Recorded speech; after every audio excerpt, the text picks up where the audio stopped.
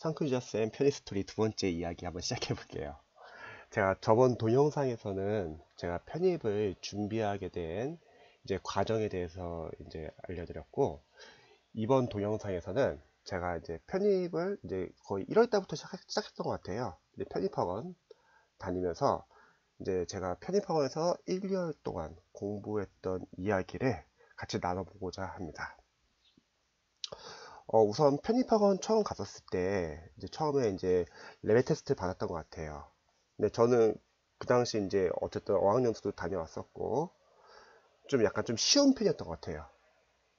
근데 실제로 편입학원은 이제 본격적인 시작은 거의 3월이라고 보시면 될 것 같아요. 왜냐면 3월 달에는 이제 본격적으로 이론을 들어가고, 또 전에 공부했던 이제 다시 준비하시는 재수생분들도 많이 오시고요. 그래서 3월 달부터 난이도가 좀 급격하게 올라가고요. 대신에 1월달, 2월달은 그렇게 어려운 편은 아닙니다. 근데 그 당시는 몰랐죠. 그게 어려운 건지 쉬운 건지. 우선 레벨 테스트를 보고, 그 다음에 저는 이제 오전반에서 이제 공부를 했습니다. 오전반에서 공부를 했을 때 이제 학원 자체에 자습실이 있었어요. 근데 그 다녔던 학원이 큰 학원은 아니었어요.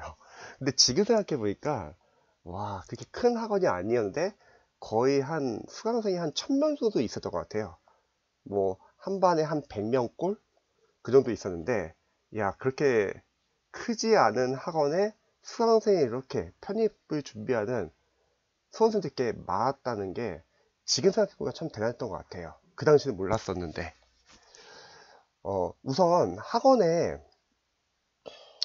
설명을 좀 하자면, 학원 근처에는 이제 깃밭천국 딱 하나가 있고, 주변에 먹을 게 별로 많지 않았어요.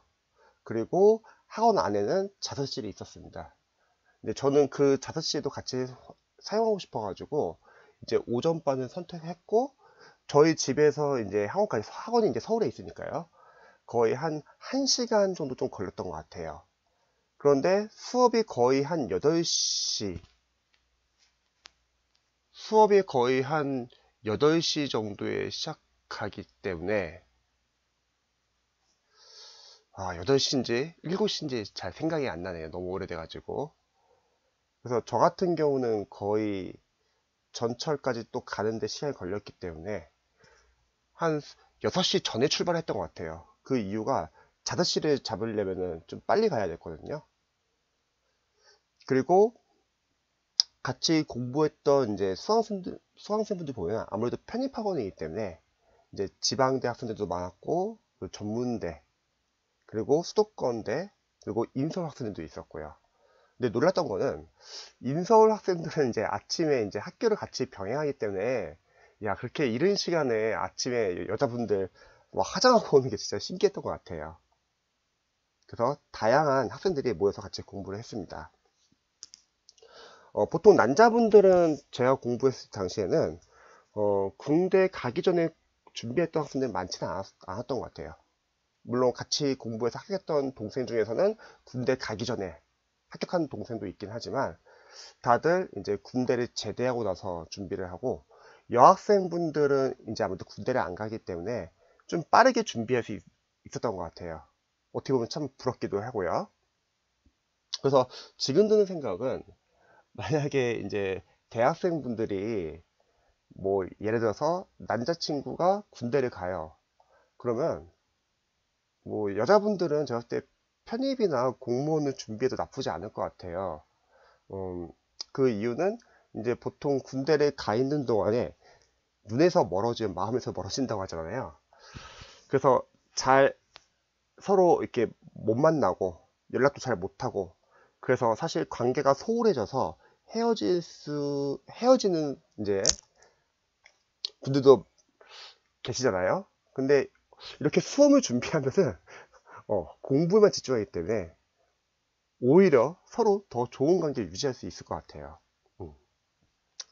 자, 보통 수업을 한번 생각해 보면은 이제 1월달과 2월달에는 기초 과정이에요.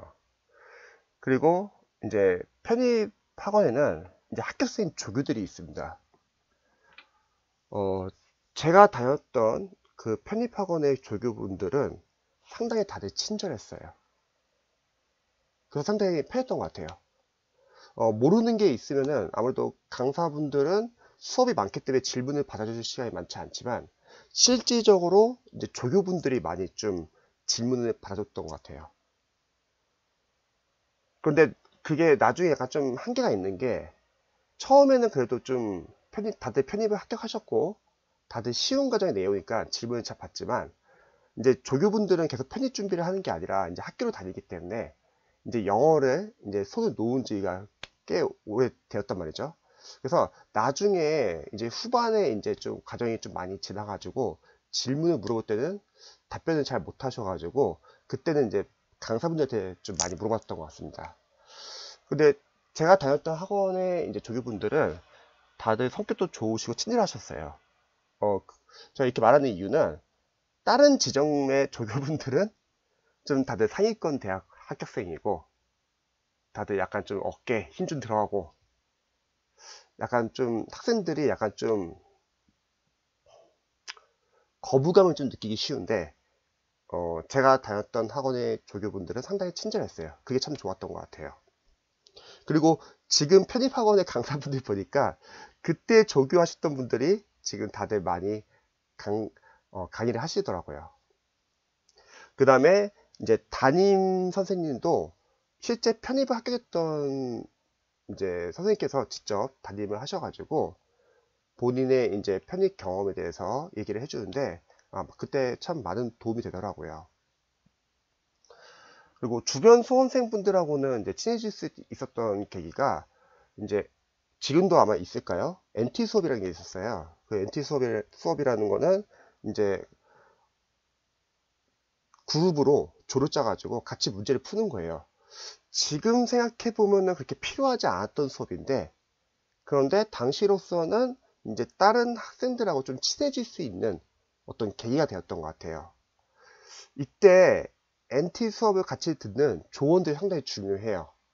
상당히 열심히 공부하는 수험생분들이 계시면은 그 조는 참 분위기가 참 좋아요. 저는 다행히도 저랑 같이 NT 했던 분들이 다들 좀 열심히 하는 편이었어요. 그래서 저도 많이 장을 받았고요. 그 다음에 보통 1, 2월 달에는 수업을 쉽게 나갔던 것 같아요.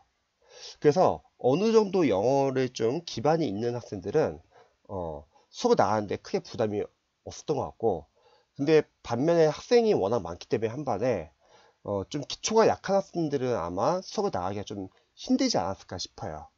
그래서 약간 좀 관리적인 면에서는 워낙 학생들이 많기 때문에 저는 크게 상관없었어요. 저 같은 경우는 바로바로 이렇게 좀 모르는 거 있으면 조교분들이나 선생님들한테 가서 물어봤는데 근데 일반 이제 수험생분들은 질문을 하기가 좀 껄끄러울 수도 있고 그리고 자신이 잘 아는지 모르는지도 그것도 아예 캐치 못하고 넘어갈 수 있기 때문에 아마 좀 기초가 약한 학생들은 다소 좀 아마 어렵지 않았을까 싶습니다.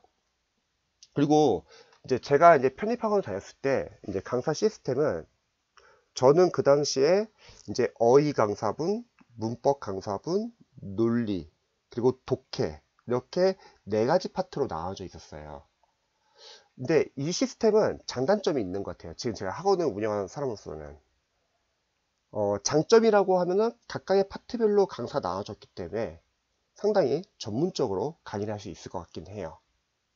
하지만 단점으로는 편입은 독특하게 영어를 4가지 파트로 나눠 가지고 강사가 각각 하나씩 지금은 이제 뭐 보통 이게 2개 영역을 같이 묶기도 하죠.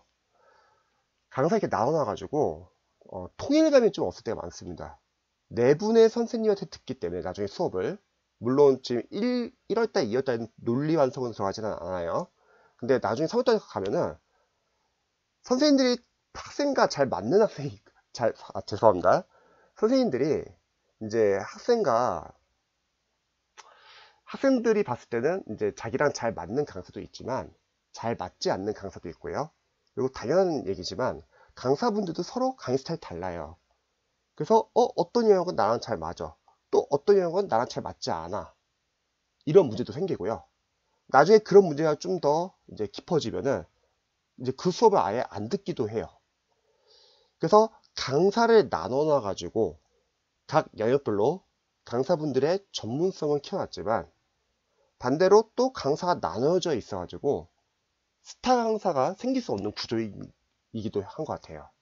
예를 들어서 수능이나 공무원 쪽은 선생님, 영어 선생님 한 분이 통일감 있게 어휘, 문법, 독해를 다 같이 강의를 해서 학생들이 크게 부담이 없는데, 이제 편입 같은 경우는 강사분들이 워낙 각 파트별로 하나씩 나눠놨기 때문에 약간 좀 안 맞는 경우도 있었던 것 같습니다. 아무튼 내 학원 입장에서는 그렇게 나눠놓은 이유 중에 하나는 제가 봤을 때는, 예를 들어서 어떤 스타 강사가 있다. 근데 그 스타 강사가 나중에 학원을 바꾸면은 수강생분들도 많이 떨어지거든요. 그래서 강사를 좀 나눠 놓은 게 아닌가 싶어요. 그렇기 때문에 편입을 독특하게 스타 강사라는 개념이 별로 없어요.